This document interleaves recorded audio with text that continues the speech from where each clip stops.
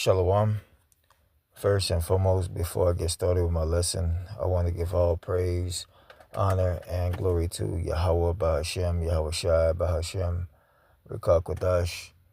Double honors to my elders and apostles, the great millstone. Salutations and blessings to the Akim that do this work in truth and sincerity.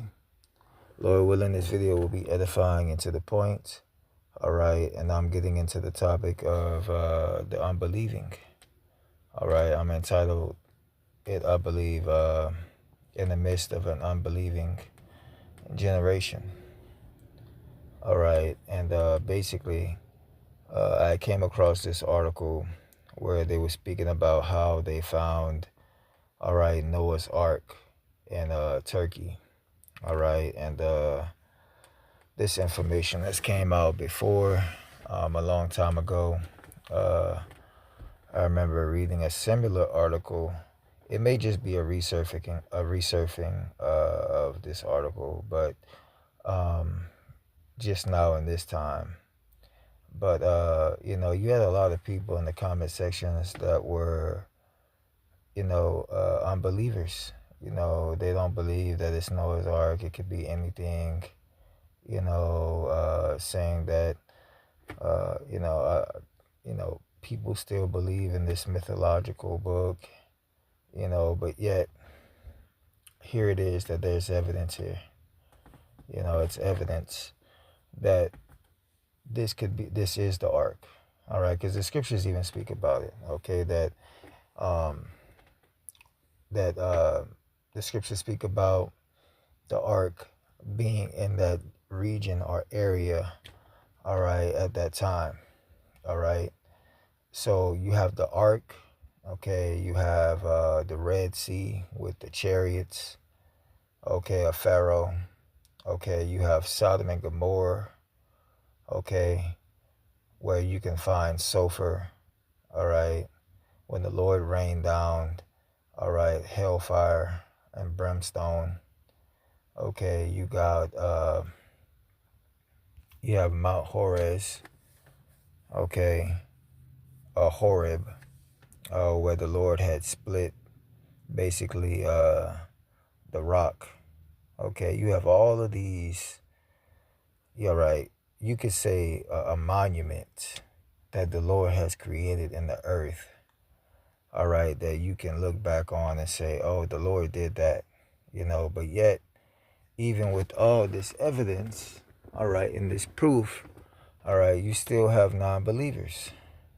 All right, and even though these people are non-believers, okay, it's still not gonna stop, all right, prophecy from being fulfilled. All right, the scriptures even say that, the people won't necessarily wake up until, basically all hell breaks loose. So you realize that, it's just prophesied for them not to get it. Okay. So I'm going to go ahead and start here, all right, with Romans chapter 3, verse 3. And it says, for what if some did not believe? Shall their unbelief make the faith of Yahweh without effect? Yahweh forbid. Yeah, let Yahweh be true, but every man a lie. All right. And it says, as it is written, that thou mayest be justified in thy sayings, and mightest overcome when thou art judged. Okay, so these sayings in the scriptures, I'll get that with me for a second.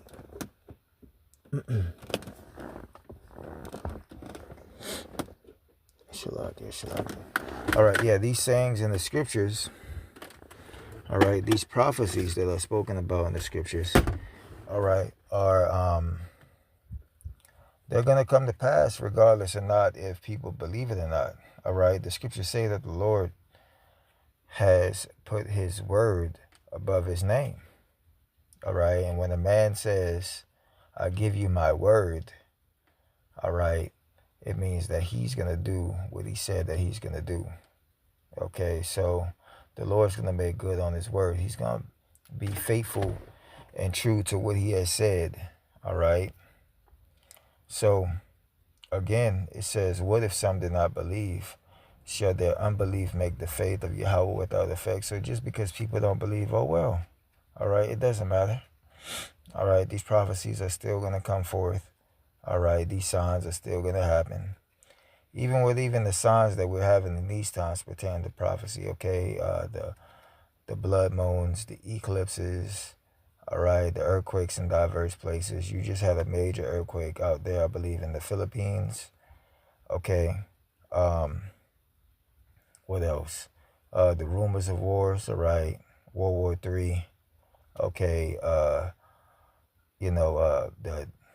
The vision of people, all right. A nation being divided, riots, all right, happening globally.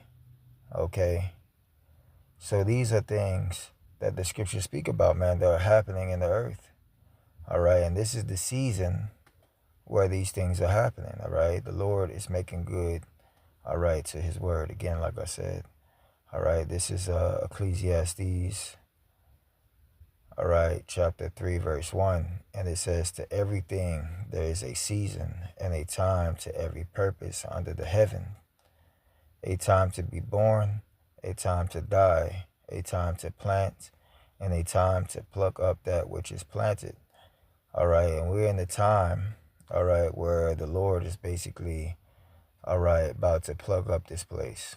All right, that's the reason why we see these things happening, all right, pertaining to prophecy.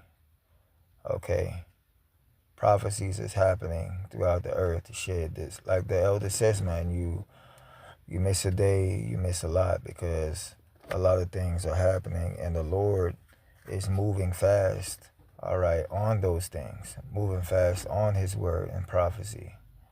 So, if you can't see what's going on, you either blind or you're just not paying attention, or both. All right. So let's get this scripture real quick. All right, backing that up. This is Revelation chapter 14 and 14 and 15. And it says, and another angel came out of the temple crying with a loud voice to him that sat on the cloud, Yahweh. It says, thrust in thy sickle and reap, for the time has come for thee to reap, for the harvest of the earth is ripe. So the Lord, okay, is coming to basically, all right, pick, all right, gather his elect, all right. And not only that, but he's about to, all right, uproot this place, man. Okay, that's the reason why you see the economy failing. Okay, some of the things I mentioned. That's why you see the economy failing. All right, the nation is divided. All right, this place is circling the drain. Okay, because this place is ripe for the picking. All right, the harvest is set. We're in a time of harvest. All right, we're in the time of this place being harvested by the Lord, picked by the Lord. All right, and if you can't see it, all right, then hey, it was just meant for you not to see it. Okay, it says a time to kill and a time to heal, a time to break down and a time to build up, and that's what's happening. Okay, the elect are waking up, all right, in these last days. Okay, and that's why you see a reaction of these prophecies happening on the earth, because it's pertaining to prophecy that these things are going to happen, all right, in the last days.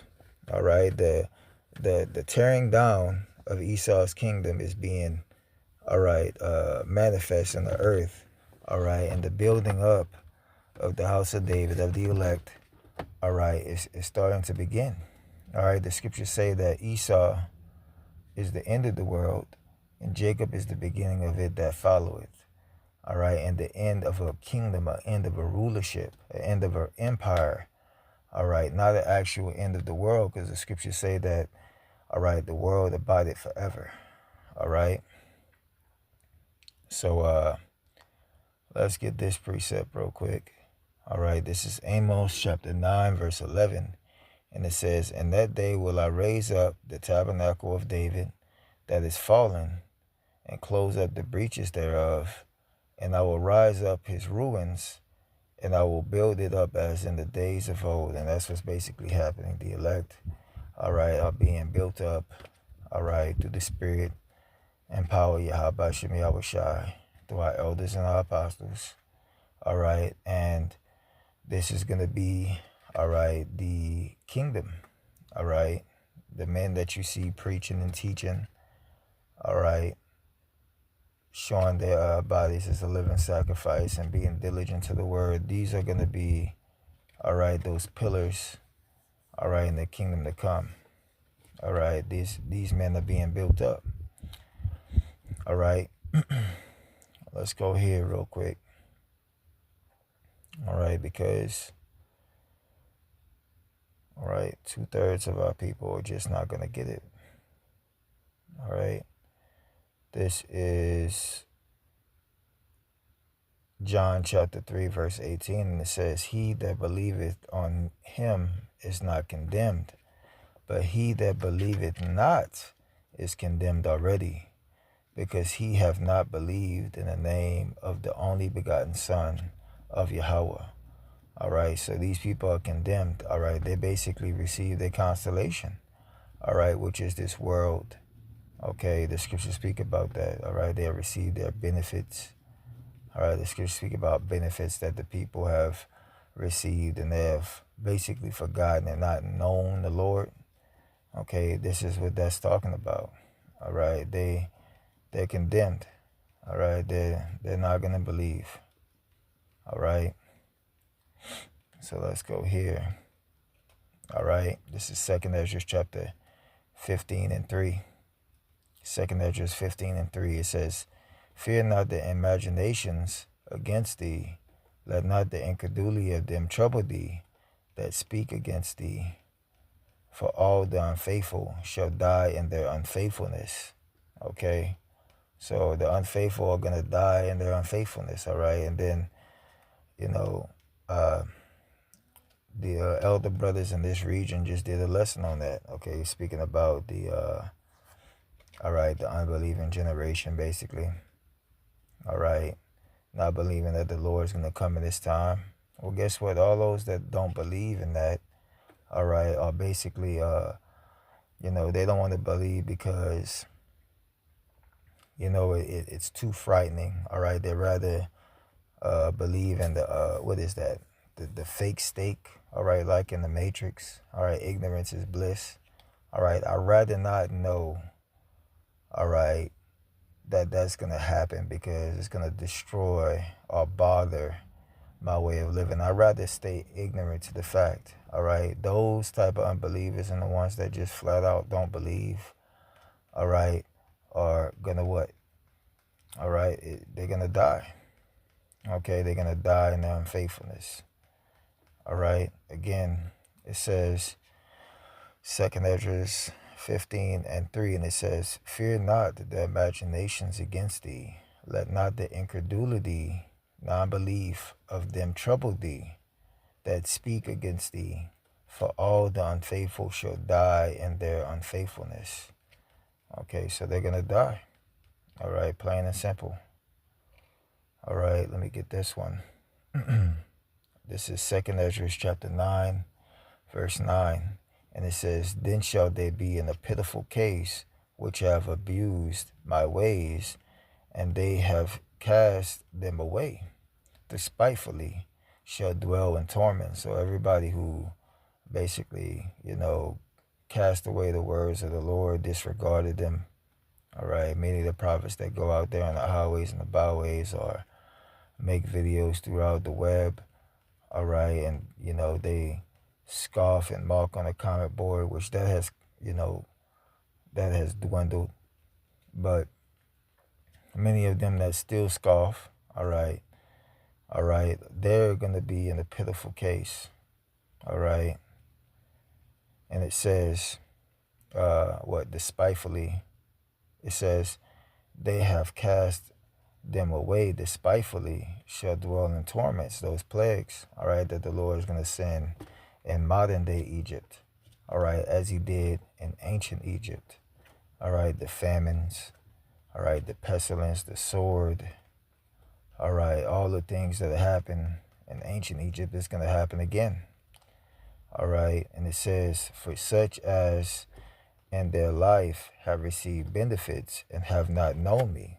All right, so Esau is giving them the bag, these different goodies. So now they think they're good.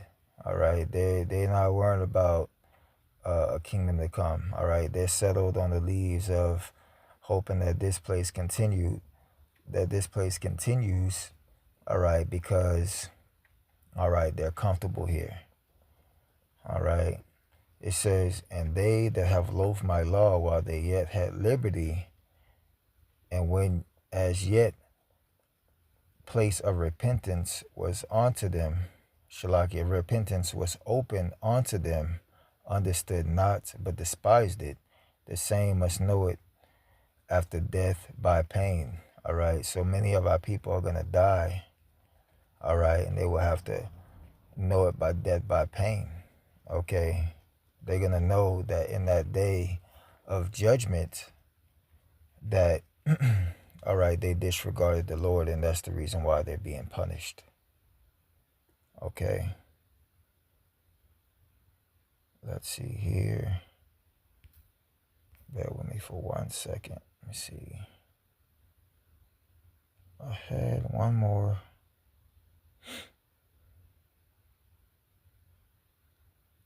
All right, bear with me.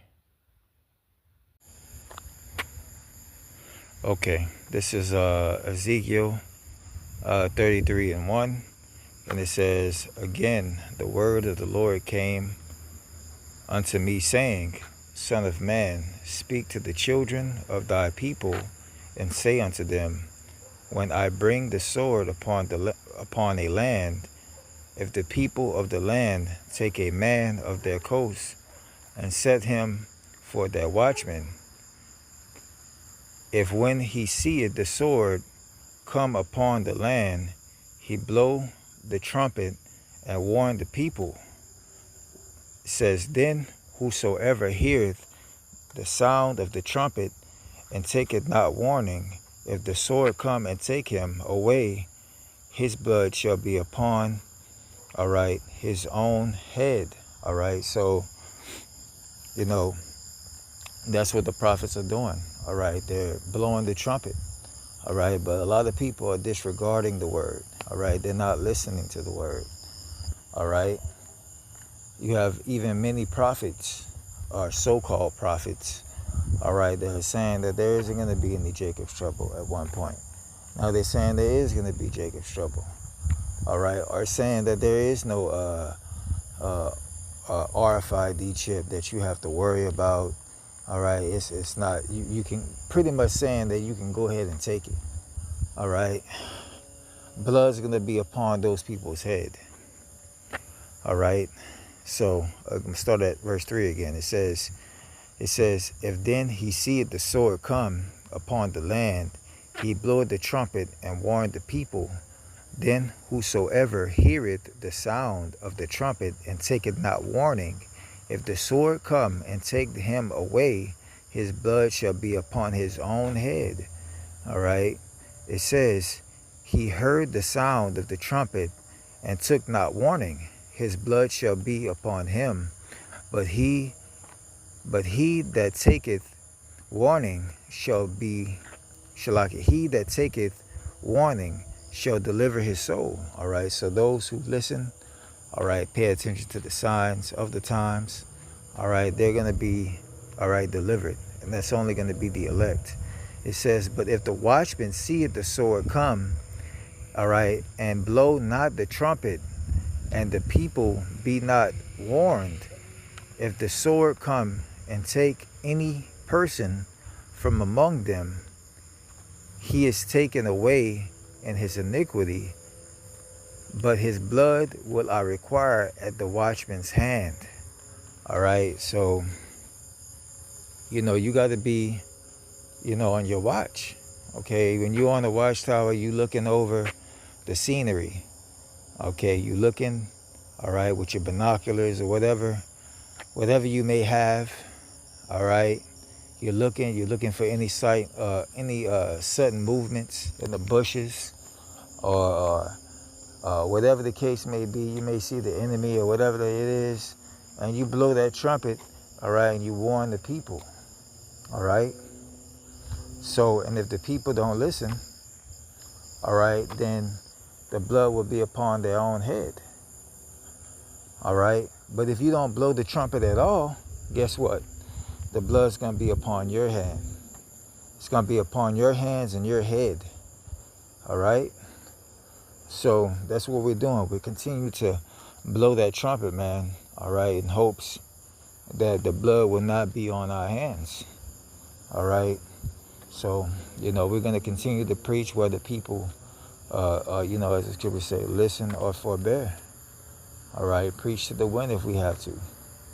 So with that, I'm going to end it on out. I want to give all praise, honor, and glory to Yahweh Bahashem, Yahweh Shai Bahashem, Rakak Wadash. Double honors to the elders and apostles of Great Millstone. Salutations and blessings to the Akim that do this work in truth and sincerity. Until the next time, Lord willing, I say Shalom.